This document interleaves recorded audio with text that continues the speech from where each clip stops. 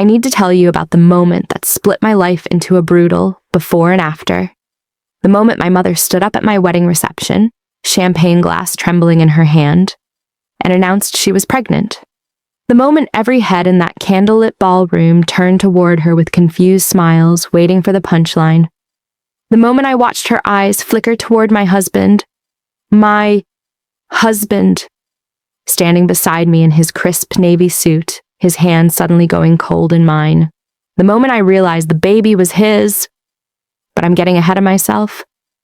Because the thing about betrayal, real, soul-crushing betrayal, is that it doesn't announce itself with dramatic music or a convenient narrator explaining the plot twists.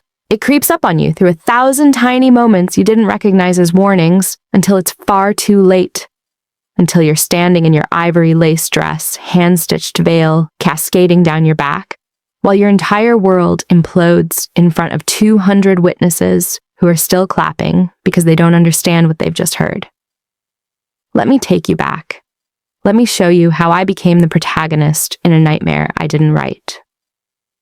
My name is Sophie, and 3 months ago, I thought I knew exactly who I was. I was the girl who'd finally gotten her life together. 28 years old, junior partner at a boutique marketing firm in Portland, engaged to a man who looked at me like I hung the moon. I had the Pinterest-perfect wedding planned, the deposit down on a craftsman house in Laurelhurst, and a mother who called me twice a week to tell me how proud she was. I was the girl who'd done everything right. That's what everyone thought anyway. My colleagues at the firm called me Sophie the Steady, not as an insult, but as a compliment. While other people our age were still figuring things out, I had a 5-year plan, a 10-year plan. I color-coded my calendar and never missed a deadline. I was reliable, responsible, the one you could count on. What they didn't see, what I barely let myself see, was how exhausting it was to be that person. How every morning felt like stepping into a costume, zipping myself into the persona of someone who has it all together. How sometimes I'd sit in my car after work for 15-20 minutes, just staring at the steering wheel, trying to remember what it felt like to be spontaneous, to be uncertain, to be human. But I told myself it was worth it. Because I had Marcus Chen, 6'2", with dark hair that fell just slightly over his forehead in a way that made him look both boyish and sophisticated. An architect who designed sustainable housing projects and volunteered at a homeless shelter on weekends. The kind of man who remembered the names of coffee shop baristas and sent flowers to his grandmother every month. The kind of man who, when he proposed to me on a hiking trail overlooking the Columbia River Gorge, had tears in his eyes when he told me I was the best thing that had ever happened to him. I believed him. God help me, I believed every word. We'd been together for 3 years, met through mutual friends at a gallery opening, one of those pretentious affairs where everyone stands around with wine glasses pretending to understand modern art.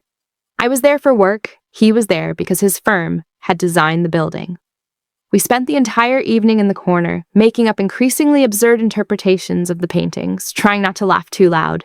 He texted me the next day, then the next, then every day for 3 years. People always asked us if we were going to make it. You know, the question everyone asks couples in their late 20s. When are you getting married? As if there's an expiration date on love, a deadline by which you need to lock it down or start over. Marcus would always squeeze my hand and say, "When the time is right." The time became right last December, Christmas Eve to be specific. We were at his parents' house in Lake Oswego, and after dinner, his mom handed him something wrapped in tissue paper, an antique ring box. His grandmother's engagement ring, a simple platinum band with a sapphire flanked by 2 small diamonds, not showy, but elegant, the kind of ring that said forever in a quiet, confident way. He got down on one knee, right there, in front of his family, and asked me to spend the rest of my life with him. I said yes before he finished the question. My mother was ecstatic, or at least that's what she said. Linda Hayes. 54 years old, yoga instructor, recently divorced, perpetually tanned from what she called hiking dates with her new gentleman friends. She'd split from my father 2 years earlier after 26 years of marriage that had slowly calcified into polite coexistence. No dramatic fights, no discovered affairs. Just two people who'd realized, somewhere around the time I graduated college, that they'd rather be alone than together. The divorce was amicable. Too amicable, maybe. The kind of separation where they still had coffee together on Sundays and texted each other articles about birds because they'd always liked bird watching. It was unsettling to watch your parents dismantle a marriage the way you disassemble IKEA furniture, carefully, methodically, with all the pieces sorted into labeled bags. My dad moved to Seattle for work. My mom stayed in the house in Beaverton and reinvented herself. The yoga instructor thing was new. So was the sudden interest in finding herself and exploring her sensuality and all the other phrases from self-help books that made me want to disappear into the floor. But she was my mom. And despite the bizarre second adolescence she seemed to be experiencing, she was there when I needed her. She helped me pick out my wedding dress, a sleek A-line with illusion lace sleeves that made me feel like some kind of woodland fairy. She threw me a bridal shower with hand-lettered place cards and homemade lavender lemonade. She cried when she toasted me, telling everyone how proud she was of the woman I'd become. I remember holding her hand across the table, feeling the familiar calluses from her gardening, thinking, whatever else changes, I still have this. I still have her. The first time Marcus and my mom met was 18 months before the wedding. We'd been dating for about a year and a half, and I'd been nervous about the introduction in that vague, undefined way you are when you're not sure why you're nervous. It's just my mom, I kept telling myself. She's going to love him. And she did. Immediately. Almost too immediately. They bonded over architecture. Turns out my mom had always been fascinated by building design, something I'd never known despite living with her for 18 years. Marcus showed her the plans for his latest project, a co-housing community in Selwood, and she leaned over his shoulder, asking questions about load-bearing walls and solar panel placement, her hair almost brushing his cheek. I remember standing in the doorway of my childhood kitchen, watching them, feeling something I couldn't quite name. Pride, maybe, that two of my favorite people were getting along so well. Or relief, not suspicion, never suspicion. Why would I be suspicious? This was my mother. The wedding planning consumed the next 8 months. And my mother, God, my mother was everywhere. She volunteered to handle the flowers because she had connections with local growers. She insisted on creating the centerpieces herself, spending weekends in her garage, assembling mason jars wrapped in burlap and lace. She offered to coordinate with the caterer because, you're so busy with work, honey, let me take this off your plate. I was grateful. That's the thing I keep coming back to. I was genuinely, sincerely grateful. Here was my mother, throwing herself into my wedding with an enthusiasm I hadn't seen from her in years. And all I felt was blessed. Marcus was grateful too. He'd lost his own mother to cancer 3 years before we met. And watching my mom step so fully into the planning, treating him like a son, brought tears to his eyes more than once. You're so lucky, he told me one night as we lay in bed, scrolling through invitation samples on my laptop. Your mom is incredible. She is, I agreed, kissing his temple. She really is. They started texting, just about wedding stuff at first. She'd send him photos of flower arrangements for his opinion. He'd forward her architectural sketches of arbors and arches he was considering designing for the ceremony. Innocent? Practical? The kind of thing you'd expect when two people are collaborating on an event. Then she started texting him about other things.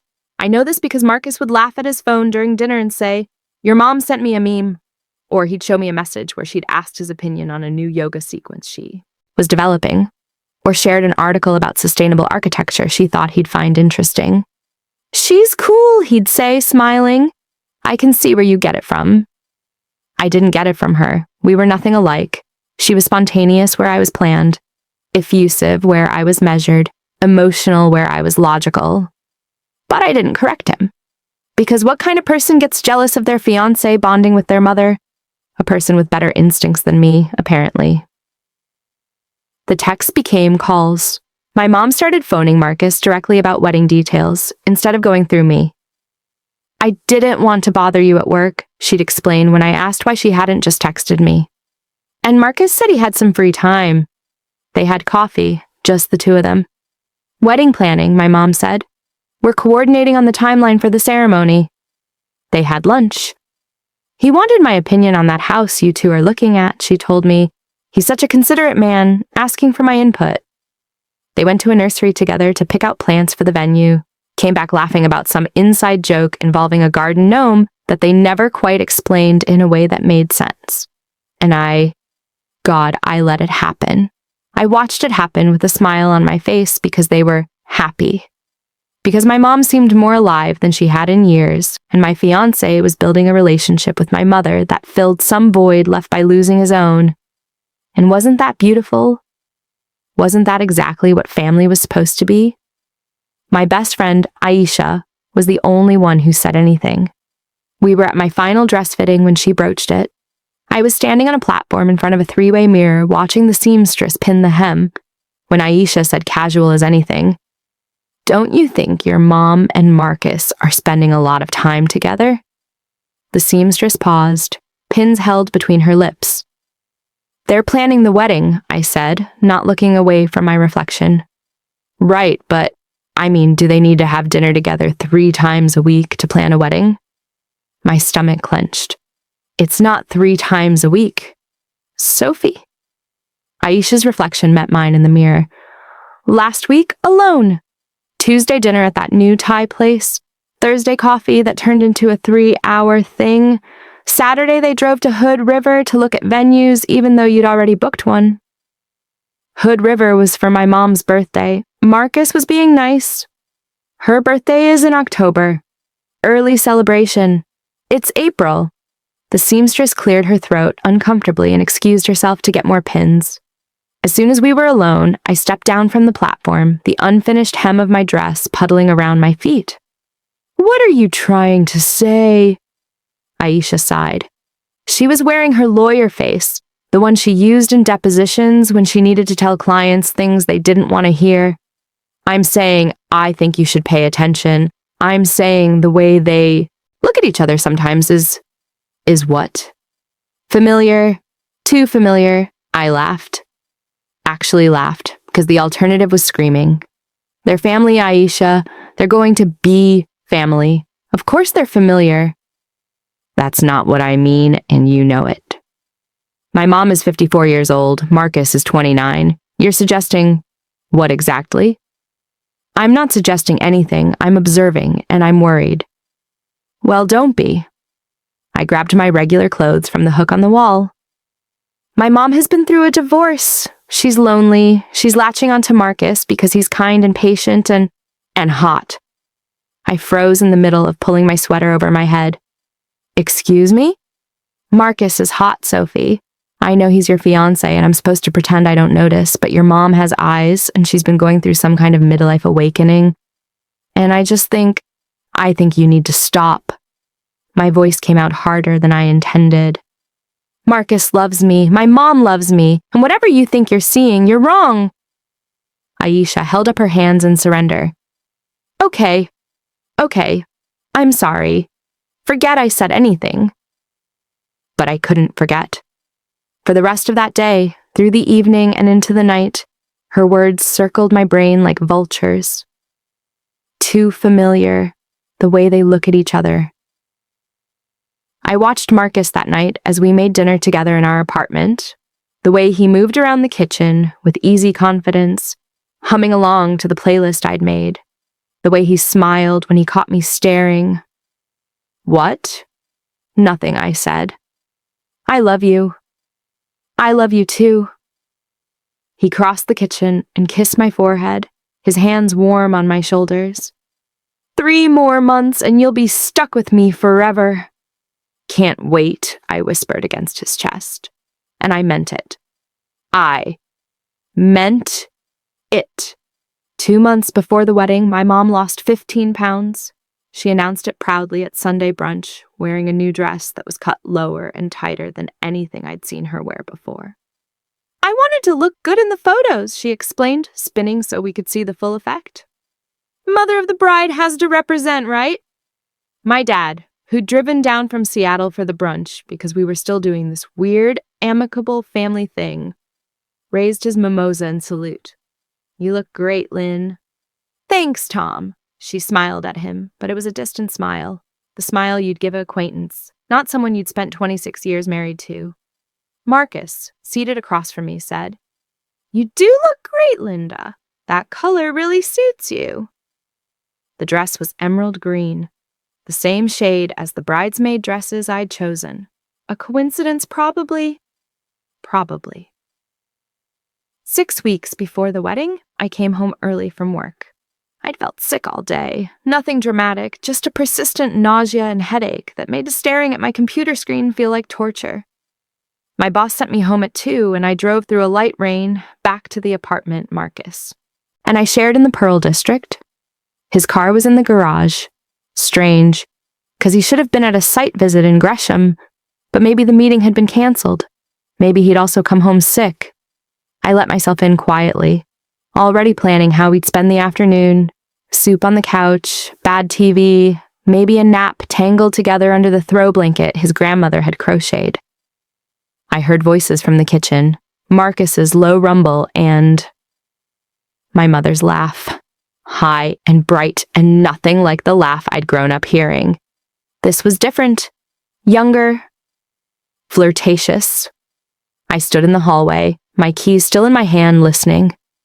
"You're terrible," my mom was saying, but she was laughing. "We can't. Sophie could." "Sophie's at work," Marcus interrupted. "And besides, we're just talking." "Is that what we're calling it now? Talking?" My stomach dropped through the floor. I should have walked in. Should have stormed into that kitchen and demanded to know what the hell was happening. Should have trusted my instincts, Aisha's warnings, the 1,000 tiny red flags I'd been ignoring for months. Instead, I stood frozen, paralyzed by the terrible certainty that if I walked through that door, if I confirmed what I was hearing, everything would change. My wedding would be canceled. My relationship would be over. My relationship with my mother would be destroyed. If I walked through that door, I couldn't unknow what I was about to know. So I didn't walk through the door. I turned around, walked back out of the apartment, got in my car, and drove.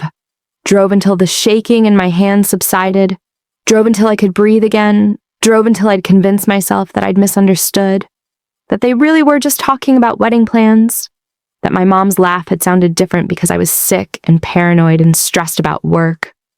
I texted Marcus 2 hours later. "Feeling better, heading home soon. You there?" His response came immediately. "At the site in Gresham. Should be done by 6. Want me to grab Thai food?" The site in Gresham, where he was supposed to have been all afternoon. I sat in my car in the parking lot of a Fred Meyer, staring at that text, and felt something inside me calcify, harden into something cold and dark and determined. "Thai food sounds perfect," I wrote back. "Love you." "Love you more," he replied, with a heart emoji. I didn't delete the messages. I screenshotted them, created a new folder on my phone labeled wedding planning, and saved the screenshot there, right next to the thousands of actual wedding planning photos and documents, just in case, just to have proof when the time came. I didn't confront them. Not then. Not yet. Instead, I became a detective in my own life, a spy in a story I thought I was writing, and what I discovered, piece by careful piece, was worse than I'd imagined. It started with the phone records. Marcus and I shared a cell phone plan, one of those couples' bundles that saves you $12 a month and feels like a tiny commitment, a rehearsal for bigger commitments to come.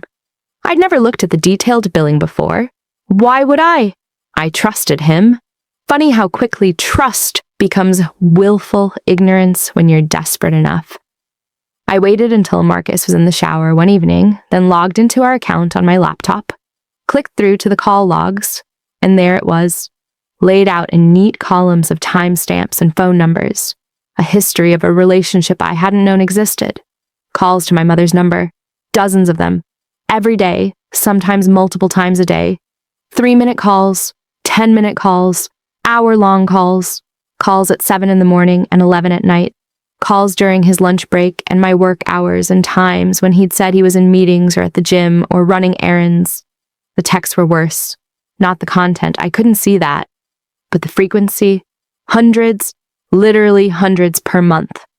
Our plan gave us a summary: 847 text messages exchanged between Marcus's number and my mother's number in the last 30 days alone. For context, Marcus and I exchanged maybe 200 texts a month. And we lived together. I sat there on our bed, laptop burning my thighs, listening to the shower run in the next room, and felt my reality rearrange itself. All those times he'd been on his phone with a little smile, saying it was a work thing or a buddy from college or his dad sending memes. All those times I'd heard his phone buzz and watched him glance at it, then silence it with a quick tap. All those times he'd been distracted during dinner, during movies, during sex, and I'd told myself he was stressed about work. He'd been texting my mother who'd sent me a text that same morning that read, "Can't wait for Sunday brunch. Love you, sweetie." The shower shut off. I closed the laptop, shoved it under my pillow, and lay back on the bed. Stared at the ceiling with dry eyes. When Marcus emerged, towel wrapped around his waist, water still beating on his shoulders, he smiled at me. "You okay? You look pale." "Just tired," I said. "Long day." He climbed onto the bed, still damp, and pulled me against his chest. His skin smelled like our shared body wash, sandalwood and cedar. I'd bought it because the scent reminded me of hiking with my dad when I was little. Now it just smelled like lies. "Want to watch something?" he asked, his chin resting on top of my head. "Sure." We watched 2 episodes of a cooking show we'd been following. He laughed at the right moments, made comments about the food. His hand traced absent patterns on my arm. To anyone watching, we would have looked perfect. Happy, in love. I was already planning how to destroy him. The second piece of evidence came from Instagram. My mother had always been selective about social media. She had an account, but she rarely posted. Maybe once a month, a photo of a sunset or her garden or a particularly photogenic green smoothie. Her aesthetic was yoga mom who's too enlightened for technology, even though she spent hours scrolling in the evenings when she thought no one was watching. But 3 months before the wedding, she'd started posting more, much more. Photos of her morning hikes, caption, "Finding my strength." Photos of her new outfits, caption, "Never too late to feel beautiful." Photos of her yoga classes, her brunches, her evening glasses of wine on the back porch. And in the background of so many of them, carefully cropped, but not carefully enough, were hints of Marcus. The corner of his messenger bag on a coffee shop table, his distinct navy blue sneakers visible at the edge of a hiking trail photo, the reflection of his car in a window behind a selfie she'd posted with the caption, "New beginnings." I went back through months of posts, screenshotting each one, zooming in on backgrounds and reflections like I was analyzing the Zapruder film. Saved them all to my wedding planning folder, evidence, proof, building my case. The most damning was from 6 weeks ago. She'd posted a photo of a sunset view from Pittock Mansion, one of those sweeping shots of Portland spread out below the hills, the city lights just beginning to twinkle. Beautiful, romantic. The caption read, "Sometimes the best views come when you're not looking for them. Blessed. Gratitude. New chapter." I'd seen that post when she'd shared it, thought nothing of it, but now zooming in on the phone's reflection in the mansion's window, just barely visible, I could see the outline of 2 people, one significantly taller than the other, standing very close together. I knew the exact dimensions of my fiancé's silhouette. I started testing them. Little experiments, psychological traps. At Sunday brunch, I mentioned that Marcus had a big site visit scheduled in Salem on Tuesday. A lie, he had nothing planned. "Oh, Tuesday," my mom said, her coffee cup pausing halfway to her lips. That's great. Good for his career." Tuesday morning, I called in sick to work, parked down the street from my mom's house at 8 a.m. At 9:15, Marcus's car pulled into her driveway. He was there until 2:30. When he came home that evening, I asked him how Salem had gone. "Good," he said, not missing a beat. "Really productive. The clients loved the initial designs. That's wonderful. I kissed his cheek. I'm so proud of you. That night, while he slept beside me, I cried silently into my pillow for the first time. Not from sadness, not yet. From rage, pure, crystalline rage that hardened in my chest like a diamond being formed under impossible pressure. I tested my mother next, called her on a Wednesday afternoon. Hey, Mom, random question. Do you remember that restaurant Marcus took us to for your birthday? The one in Hood River? A pause. Just a half second too long. Oh, yes. That was lovely. I want to make a reservation there for our anniversary. What was it called again? Another pause. I can't recall the exact name. Let me check and get back to you. We'd never gone to Hood River for her birthday. There was no restaurant. It had been a test, and she'd failed it spectacularly. She never did get back to me with that restaurant name. 4 weeks before the wedding, I went to my gynecologist for my annual exam. Routine, expected. I'd been going to Dr. Patel for 3 years, and she knew I'd been on birth control pills since college. Knew Marcus and I were waiting until after the wedding to try for kids. Not for any traditional reason, just because we wanted time as a married couple first. To travel, to be selfish together. Dr. Patel did the usual checks, asked the usual questions. Then, reviewing my chart, she frowned slightly. Sophie, I'm showing that you didn't pick up your last 2 prescription refills. Are you using a different pharmacy? My blood went cold. What? Your birth control. You didn't refill it in January or February. Yes, I did, But even as I said it, I was calculating, trying to remember, had I? I kept the pills in the medicine cabinet, took them every morning with my multivitamin. Except I'd been so busy with wedding planning that some mornings blurred together. And sometimes Marcus brought me my vitamin along with my coffee. Being sweet, being thoughtful. And I'd take them without really looking, because why would I need to look? Let me call the pharmacy, Dr. Patel said gently, seeing something in my face. The pharmacy confirmed it. My last refill had been in December, 3 months' worth, which meant my pills should have run out in March. But I still had pills in my medicine cabinet at home, a nearly full pack. Sophie, Dr. Patel said carefully, I need to ask you something. Is there any chance these pills were tampered with? I felt the room tilt. What do you mean? Replaced with placebos, sugar pills. It's not common, but in cases where pregnancy is being coerced. I need to go, I said, standing up so fast I nearly knocked over the rolling stool. I'm sorry, I need to go right now. I drove home at 15 miles above the speed limit, ran into the apartment, thankfully empty, and tore open the medicine cabinet, grabbed the pill pack with shaking hands. They looked right. The same beige pills I'd been taking for years, in the same type of packaging. But when I held them up to the light, I could see it. The slight difference in color, the way they were maybe a millimeter larger than they should be. I took one of the pills and crushed it between my fingers over the sink. It crumbled to powder instantly, too easily. Real birth control pills had a harder coating. These were fakes.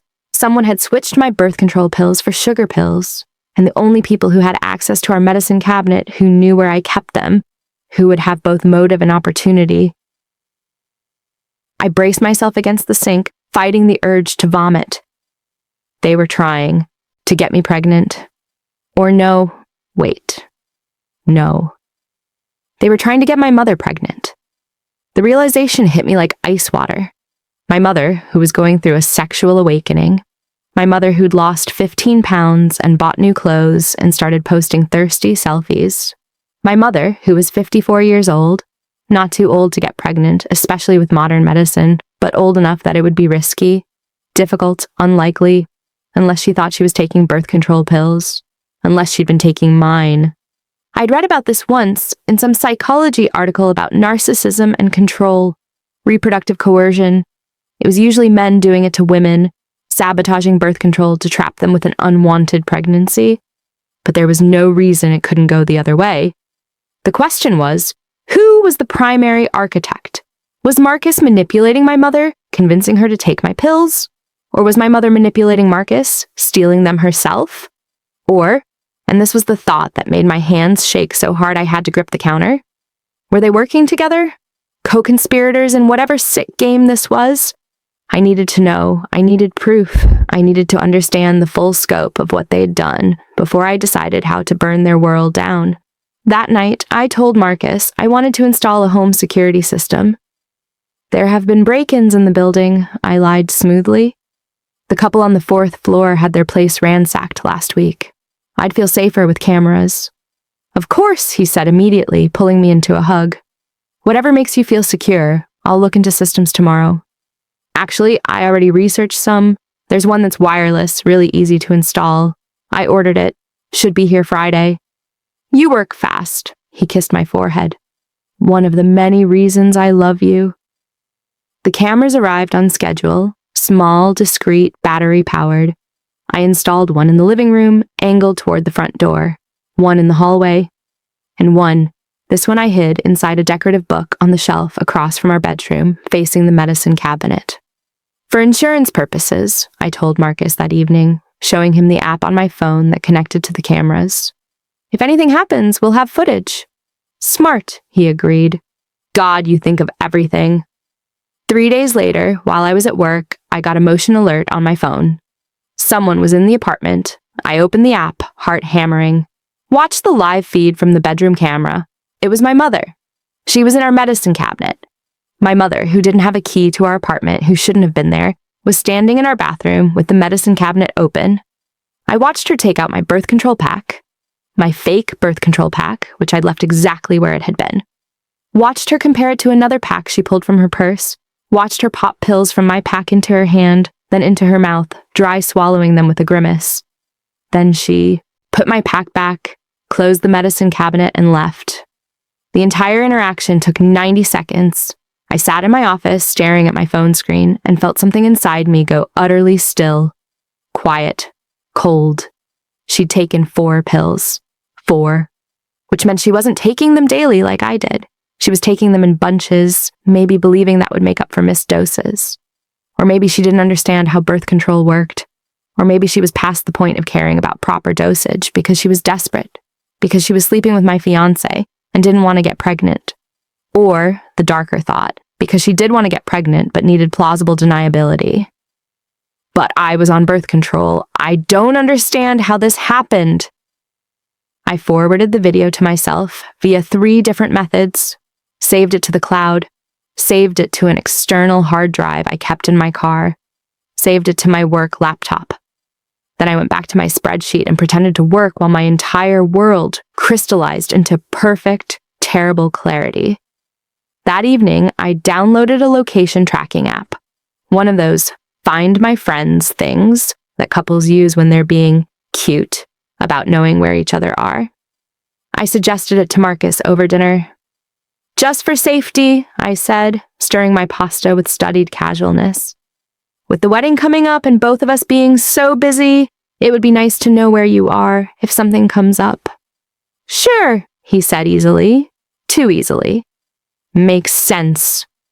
We both downloaded it, shared our locations with each other. I watched the little dot that represented him, sitting across the table from me, perfectly aligned with our apartment building.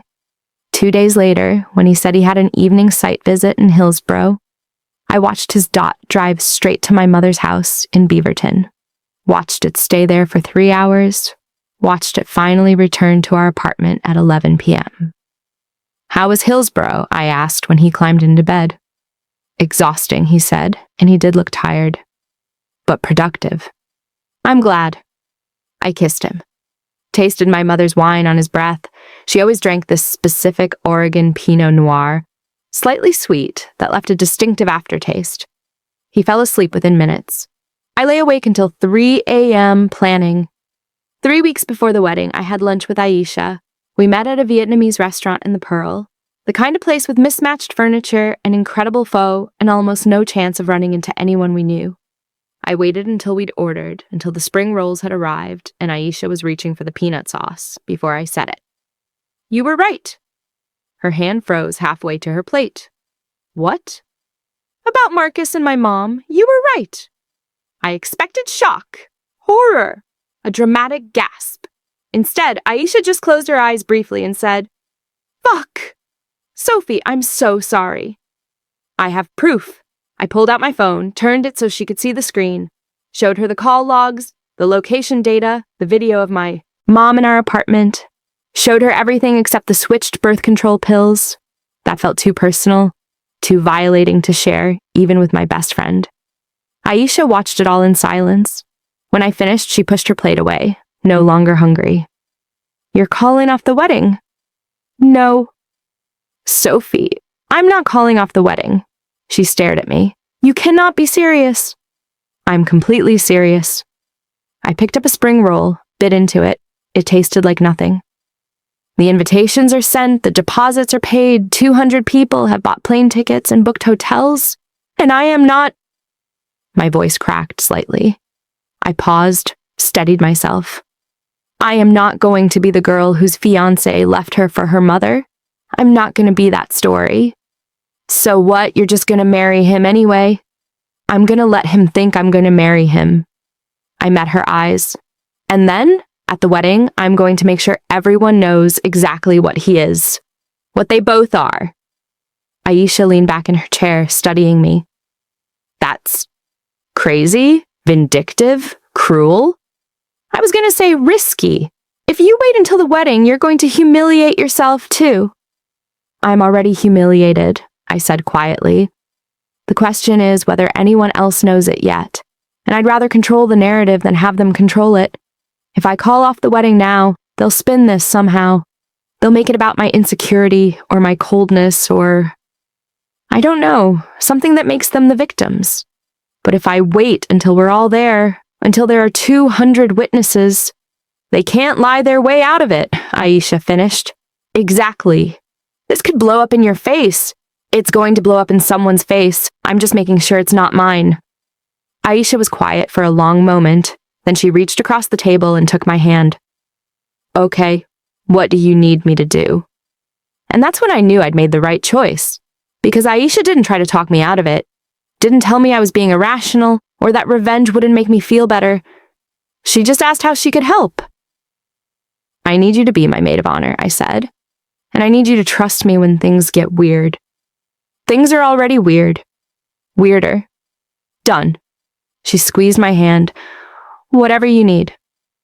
I've got your back."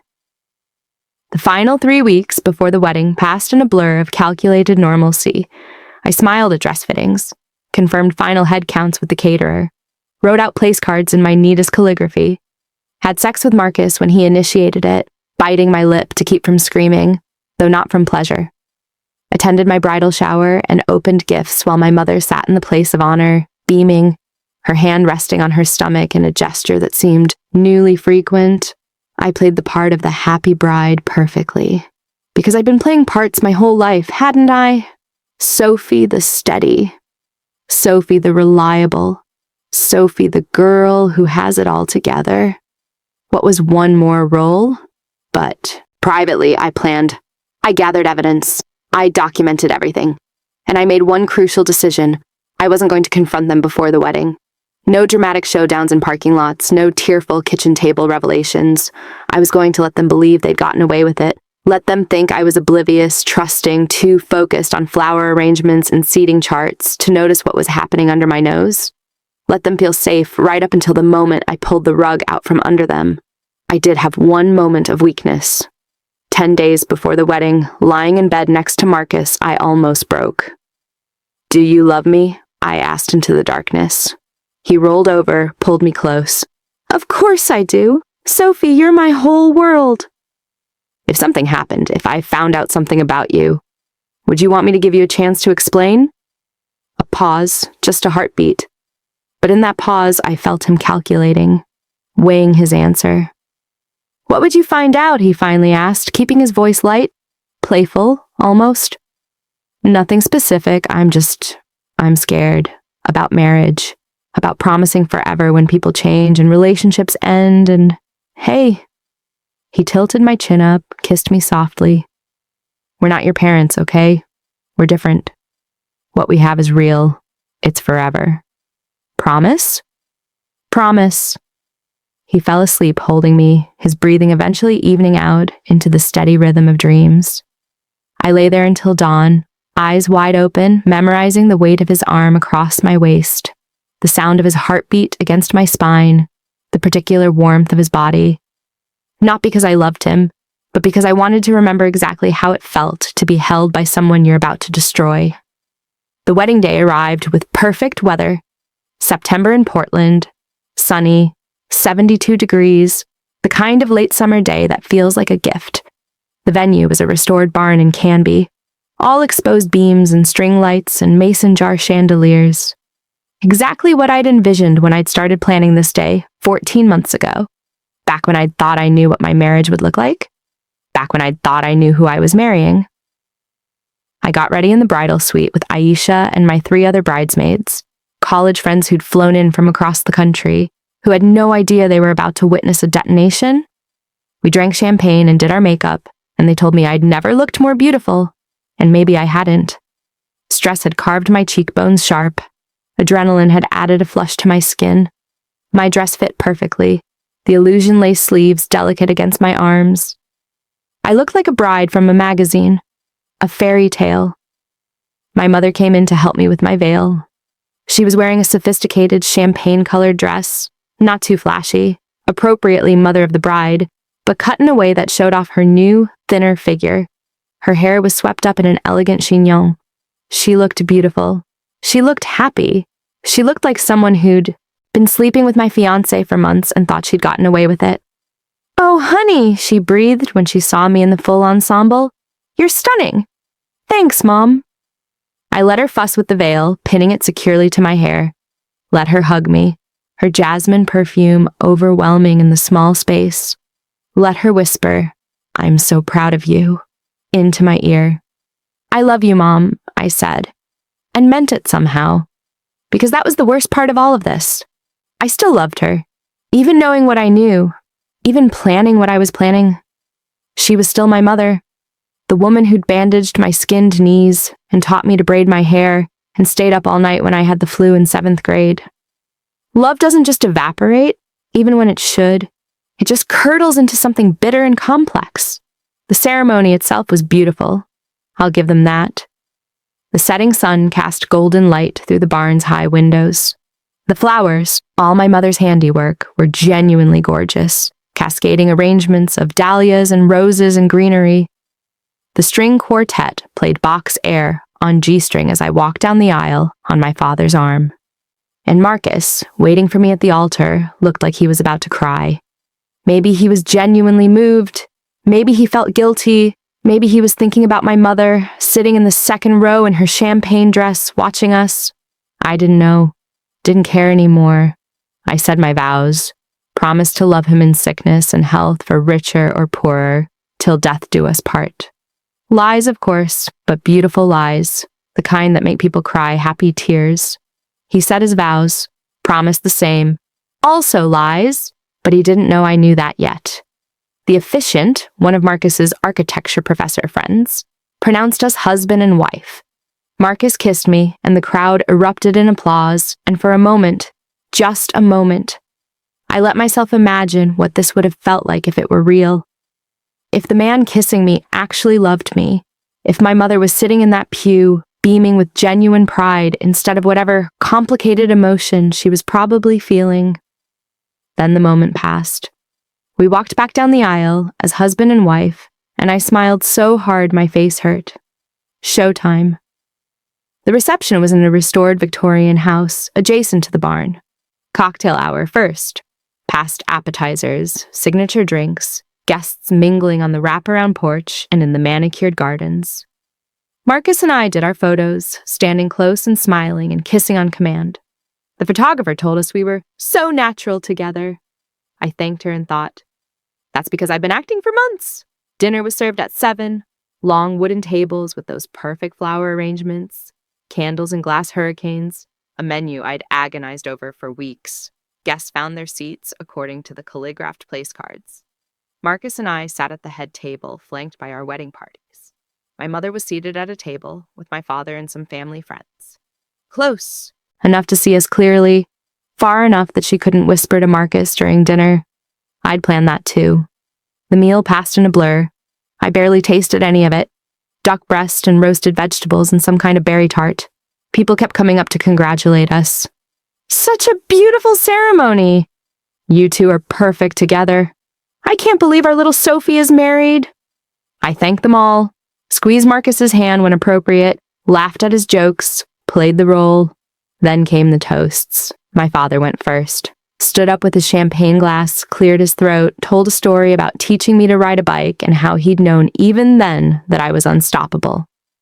And Marcus, he said, raising his glass toward my new husband, thank you for loving my daughter the way she deserves to be loved.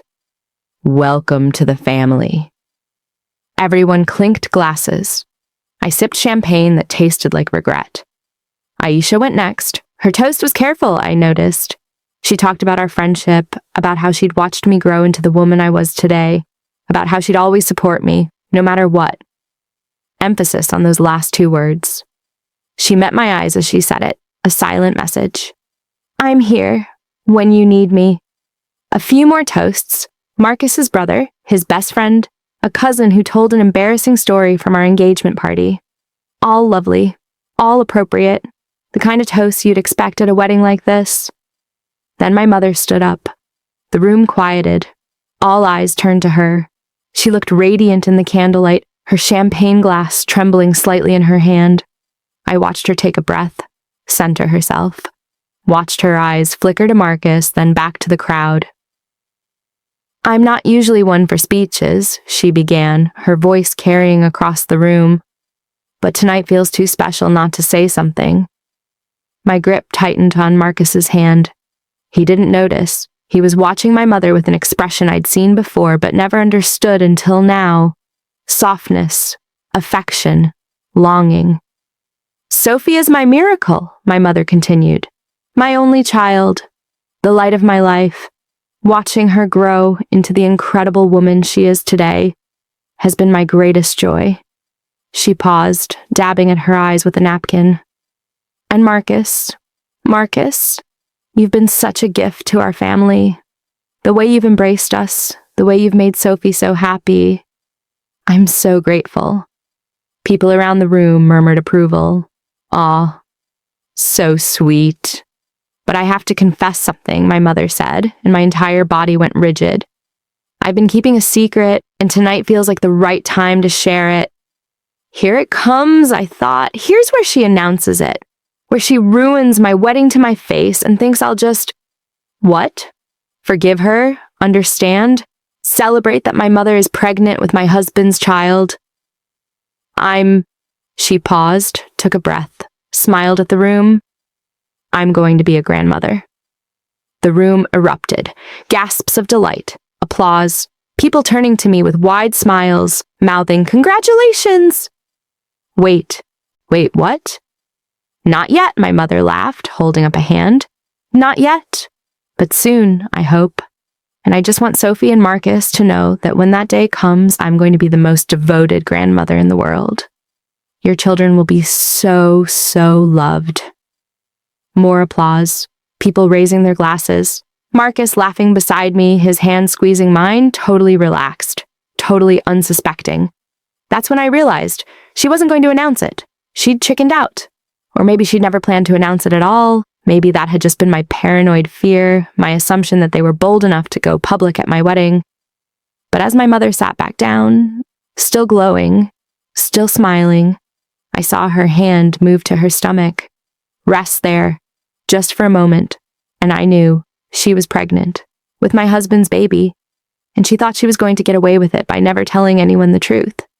By letting everyone assume, when she eventually revealed the pregnancy, that it was from some mysterious new boyfriend, or maybe from her ex-husband. Stranger things had happened during divorces, right? She was going to make me an unwitting stepmother to my own sibling. The rage I'd been carefully containing for weeks threatened to crack through my composure. I felt it rising up my throat like lava, hot and destructive. My hands started to shake. My vision narrowed. Aisha, sitting beside me, put her hand on my arm. Sophie. That's when I stood up. The room didn't exactly go silent. There were still whispered conversations happening at tables in the back, the clink of silverware, someone's phone buzzing, but enough people noticed that a hush began to spread, like ripples in water. Marcus looked up at me, confused but still smiling, assuming I was about to give my own toast. "Sophie," he said quietly.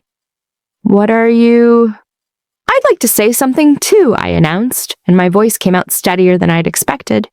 Clear, carrying. "If that's okay." "Of course," someone called from one of the tables. Probably an aunt. Aisha stood up beside me, her hand still on my arm. "Sophie, maybe—" "It's okay," I told her softly. Then louder, to the room. "I want to thank everyone for being here tonight, for traveling, for celebrating with us, for being part of what's supposed to be the happiest day of my life." "Supposed to be," someone murmured, confused. Marcus's smile was faltering now. He was starting to understand that something was wrong, even if he didn't know what yet. "Soph, maybe we should—" "My mother just gave a beautiful toast," I continued, ignoring him. "About secrets, about family, about love, and I think she's right. Tonight does feel like the right time to share secrets." My mother had gone very pale. She was gripping the edge of the table, her knuckles white. Our eyes met across the room, and I saw the moment she understood, the moment she realized exactly what was about to happen. "See, I've been keeping a secret too," I said. "For about 3 months now, ever since I came home early from work one day and heard my fiancé, sorry, my husband."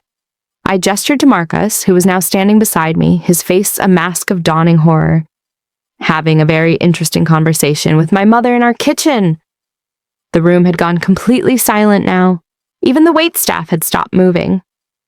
"Sophie, don't," my mother said, her voice barely audible. "Please." "Don't what, Mom? Don't tell everyone that you've been sleeping with Marcus. Don't mention that you've been stealing my birth control pills, which, by the way, I have on camera." I pulled out my phone, turned it toward the room. "Would you all like to see? It's actually pretty clear footage. My mother letting herself into our apartment with the key Marcus gave her, going through our medicine cabinet, taking my pills because, well, I guess because 54-year-old women who are having affairs with their daughter's fiancés probably don't want to get pregnant. Although," I turned back to my mother, "it seems like those fake pills you replaced mine with didn't work out quite the way you planned, did they?" "Fake pills?" someone gasped. "Sophie, stop," Marcus said, reaching for my arm. "You're confused, "I'm not confused." I shook him off, stepping away. "I'm actually the opposite of confused. I'm finally completely clear. Want to see the evidence? I've got phone records showing 847 text messages between you and my mother in 1 month. I've got location data proving you were at her house on 17 different occasions when you told me you were at work. I've got Instagram posts where if you look really carefully at the backgrounds, you can see him reflected in windows, sitting at her kitchen table, hiking trails with her." "That's enough," my father's voice cut through the room. He'd stood up from his table, his face red. "Linda, tell me this isn't true." My mother was crying now, mascara running down her cheeks. "Tom, we didn't mean for it to happen. It just—" "Oh my God," someone breathed. "Oh my God." The room erupted, people standing up, conversations exploding, shocked gasps and exclamations overlapping. Marcus tried to speak, to explain, but his voice was drowned out. My mother was sobbing openly now, and my father had walked over to her table, standing over her with an expression I'd never seen on his face before. Disgust. Pure, unadulterated disgust. "How could you?" he said to her. "She's our daughter." "It wasn't supposed to be like this," my mother cried. "You don't understand. Marcus and I, we have a connection. A connection?" My voice rose above the chaos. "Is that what we're calling it? A connection?" Marcus grabbed my shoulders, trying to turn me toward him.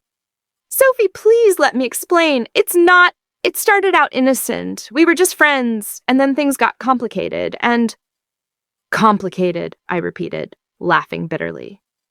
"You were fucking my mother, Marcus. You switched my birth control pills so she could take them. You lied to me every single day for months. Which part of that is complicated? The pills were her idea, Marcus said desperately. I tried to stop her, but she was worried about getting pregnant and... So you're blaming her now, I said. That's your defense. I'm not... He ran his hands through his hair, looking around at the 200 witnesses to his humiliation. Sophie, I love you. I made a mistake, but I love you. We can work through this. I pulled off my wedding ring, barely an hour old, and held it up. There is no we, Marcus. There never was. You were sleeping with my mother the entire time we were planning this wedding. Were you thinking about her when you said your vows? When you promised to be faithful? Sophie, were you? I demanded. He didn't answer. Couldn't answer. The silence was answer enough. I threw the ring at him. It bounced off his chest and clattered onto the floor. Someone gasped. This wedding is over, I announced to the room. The marriage is over. I'm getting it annulled first thing Monday morning. But thank you all for coming. Really, I hope you enjoyed the show. I turned to walk out, then paused, turned back to my mother, who was still sobbing at her table. Oh, and Mom, congratulations on the pregnancy. I hope you and Marcus will be very happy raising your baby together. My little brother or sister, who's also, I guess, technically my stepchild. I laughed, high and sharp. That's going to be a fun one to explain to the family. My mother's sobs turned into wails. Several people had their phones out filming. The photographer was still taking pictures, her camera clicking mechanically. The string quartet had stopped playing entirely, standing frozen with their instruments. Wait, my father said slowly, processing. Linda, are you pregnant? I don't know, my mother screamed. I might be. I've been feeling sick and I missed my period, but I haven't taken a test because I was too scared and... Take one now, I said coldly. I'm sure someone here has one. Or we can send someone to the drugstore. Let's find out together as a family, doesn't that sound nice? Sophie, that's enough, Aisha said quietly, tugging on my arm. You made your point, let's go. She was right. I'd done what I came to do. The secret was out. Everyone knew. My mother was sobbing, Marcus looked like he wanted to disappear into the floor, and my father was standing between them, looking like he'd aged 10 years in the last 5 minutes. I'd won. So why did it feel like I was going to throw up? Come on, Aisha said gently, guiding me toward the door. The crowd parted for us like the Red Sea. People reached out as I passed, some offering condolences, some just staring in shock, some already on their phones texting people who weren't there. By morning, this would be everywhere. Social media, group chats, family phone trees, the wedding where the bride exposed her mother and groom for having an affair. I'd wanted to control the narrative. Well, I'd controlled it. I let Aisha lead me outside into the cool September evening. The sun had set while I was inside destroying my own wedding. The stars were coming out. I need a minute, I told her. Alone. Sophie, please just give me 5 minutes. She hesitated, then nodded. I'll be right here if you need me. I walked to the edge of the property where the manicured lawn gave way to an orchard. Apple trees, their branches heavy with fruit. I'd specifically chosen this venue partially because of these trees. Had imagined taking photos here with Marcus, the two of us laughing and stealing kisses between the branches. I leaned against one of the trees and finally let myself cry. Not the pretty, delicate tears you see in movies. The ugly kind. Sobbing, gasping, my whole body shaking. I cried for the relationship I'd thought I had. For the mother I'd thought I knew. For the version of myself who'd woken up this morning, believing today would be the start of her happily ever after. I cried until I couldn't cry anymore, until I was empty, hollowed out. Then I heard footsteps behind me. It was my father. Sophie, he said quietly, I'm so sorry. It's not your fault, Dad. I should have seen it, should have noticed something was off. Your mother and we've been separated for 2 years, but I never thought she'd... His voice cracked. Not with your fiancé, not with Marcus. We stood there in silence for a moment. Then he put his arm around me, and I leaned into him the way I used to when I was little and the world felt too big and scary. What do I do now? I whispered. Now you survive, he said simply. You wake up tomorrow and the day after that. You get the marriage annulled, you move on. And eventually, not today, not next week, maybe not even next year, but eventually you'll be okay again. I don't feel like I'll ever be okay again. I know, but you will. He kissed the top of my head. You're stronger than you think. Stronger than your mother. Stronger than Marcus. And one day, you'll look back on this and realize that walking away was the bravest thing you could have done. Walking away after humiliating them in front of 200 people, I corrected. They earned that humiliation. His voice turned hard. Every bit of it. We walked back to the building together. Through the windows, I could see people packing up, gathering their things, having shocked conversations in clusters. Some were crying, some looked angry, some just looked stunned. Aisha met us at the door. The photographer wants to know if... No photos, I said. Obviously. Right. And Marcus is... I don't care where Marcus is. He left, my father said. Saw him drive off about 10 minutes ago. And my mother? Still inside. Some of her friends are with her. I thought about going back in, about having one final conversation, trying to understand why she'd done this, why she'd chosen my fiancé, why she'd thought she could get away with it. But what answer could she give that would make any of this okay? Let's go, I said to Aisha. Please, get me out of here. Where do you want to go? Good question. I couldn't go back to the apartment I shared with Marcus. Couldn't go to my mother's house. Couldn't go anywhere that held memories of the life I'd thought I was building. Your place? I suggested. My place, Aisha confirmed, for as long as you need. I spent the next 3 days on Aisha's couch in my bridesmaid's robe. I'd left my wedding dress at the venue, couldn't bear to look at it. Aisha brought me food I didn't eat and tea I let go cold. Her girlfriend Maya tiptoed around me like I was made of glass. My phone wouldn't stop buzzing, calls from relatives, texts from friends, messages from people I hadn't spoken to in years, all wanting the story, wanting details, wanting to either offer support or satisfy their morbid curiosity. I ignored them all, except for one text from my father. Your mother checked herself into a crisis center. I think she's having some kind of breakdown. The pregnancy test was negative. Call me when you're ready. I stared at that message for a long time. The pregnancy test was negative. After everything, the pills, the affair, the humiliation, there wasn't even a baby. All of that destruction for a pregnancy that didn't exist. I didn't know whether to laugh or cry, so I did both. Marcus tried calling 63 times before I finally blocked his number. He sent emails that I deleted without reading. He even showed up at Aisha's apartment, but she answered the door and told him if he didn't leave immediately, she'd call the police. She has to talk to me eventually, I heard him say through the door. We're married. Not for long, Aisha replied and slammed the door in his face.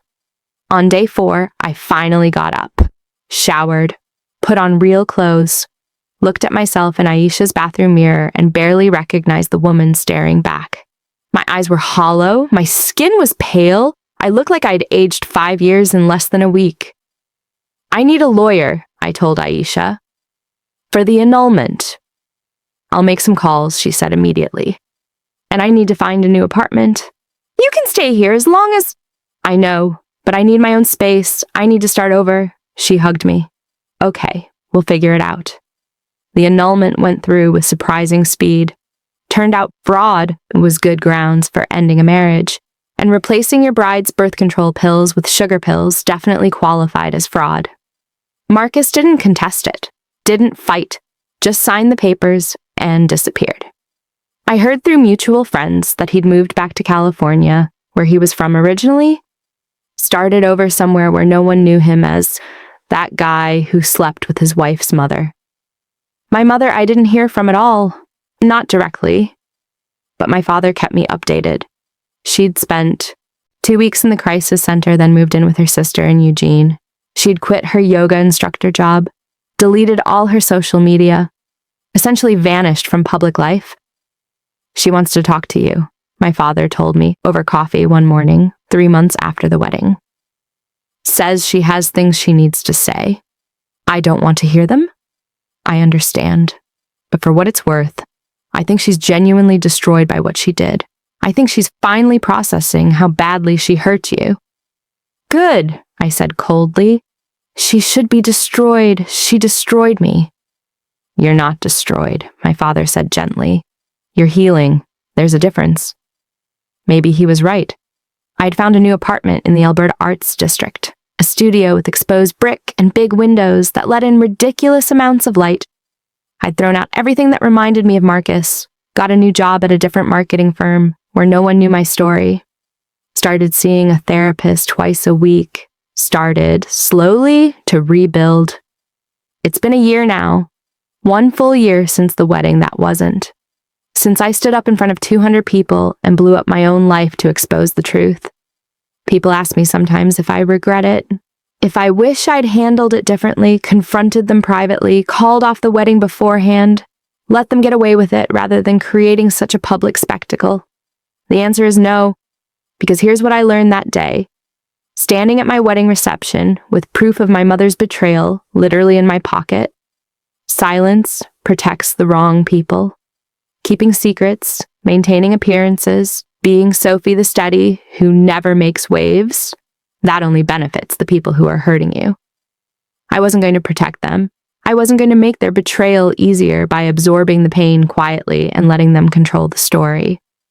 I wasn't going to be the good daughter, the understanding ex-fiancé, the woman who smiled and said, "It just didn't work out," when people asked what happened to my marriage. I was going to tell the truth. Loudly, publicly, irrevocably, and yes, it was messy, yes, it was dramatic, yes, it probably traumatized some of my younger cousins who witnessed it, and yes, I'm now that woman in certain circles. The one with the crazy wedding story, the family scandal, the mother who slept with her fiancé. But I'm also free. Free from a marriage that was built on lies. Free from a relationship with my mother that was apparently conditional on my ignorance. Free from the exhausting performance of being someone who has it all together when internally everything is falling apart. I talk to my father regularly. He's been my rock through all of this. We have coffee every Sunday, and sometimes we talk about what happened, but mostly we talk about other things. Birds, books, his new job in Seattle, my new life in Portland. I haven't spoken to my mother. She's sent letters that I've left unopened, left voicemails I've deleted without listening. She's tried reaching out through relatives, through old family friends, but I've made it clear I'm not ready. Maybe someday, maybe never. I haven't decided yet. Marcus. I've heard about through the grapevine. He's engaged again, apparently, to someone age-appropriate this time. I hope he's learned something. I hope he's different with her than he was with me. But honestly, that's not my problem anymore. As for me, I'm dating again. Slowly, carefully, with walls up that weren't there before. My therapist says that's normal, expected, that trust issues after betrayal like mine take years to work through. But I'm working through them. I'm going to therapy. I'm being honest with the people I date about my baggage. I'm not trying to be Sophie the steady anymore. Not trying to be anyone except exactly who I am in any given moment. Messy, complicated, still healing, still surviving. Aisha asks me sometimes what the best revenge has been. The annulment, Marcus's humiliation, my mother's breakdown. The fact that their relationship fell apart within weeks of the wedding, crumbling under the weight of everyone's judgment and their own guilt. But that's not it. That's not the revenge that matters. The real revenge is this: I'm happy. Not happy in the fake Instagram filter way. Not happy like I was before, when happiness meant checking boxes and following plans. But happy in a real, messy, complicated way. Happy in a way that includes sadness and anger and confusion, but also joy and freedom and possibility. Happy in a way that's actually sustainable. I'm writing this now from my apartment, sun streaming through those big windows, a cup of coffee cooling on the table beside me. I have a date tonight. Third one with a software engineer named James, who makes me laugh and doesn't push when I need space, and has no connection whatsoever to my previous life. I don't know if it'll work out with James. I don't know what my life will look like in 5 years, 10 years. I don't have a plan anymore, don't have a neat narrative about where I'm going or who I'm becoming, and that's okay. Because the thing about having your life blow up in the most public, humiliating way possible is that once you survive it, once you walk through the fire and come out the other side, you realize nothing can hurt you that way again. You've already hit bottom. You've already faced the worst thing you could imagine. Everything else is just life, just the regular, daily work of being human. And compared to standing at your wedding reception and exposing your mother's affair while 200 people watch. That's nothing. That's manageable. That's survivable. So no, I don't regret what I did. I don't regret the scene I caused or the bridges I burned or the family I fractured. Because those bridges needed to burn. That family was already fractured. I just made it visible. I made the invisible wounds visible. And in doing so, I gave myself permission to finally, actually, genuinely heal. My name is Sophie. I'm 29 years old. And I'm the woman who announced her mother's pregnancy, that wasn't even real, at her own wedding to expose an affair with her husband. It's not the story I wanted to tell about my life. It's not the narrative I would have chosen, but it's the truth, messy and painful and complicated and true. And that, after everything, feels like enough.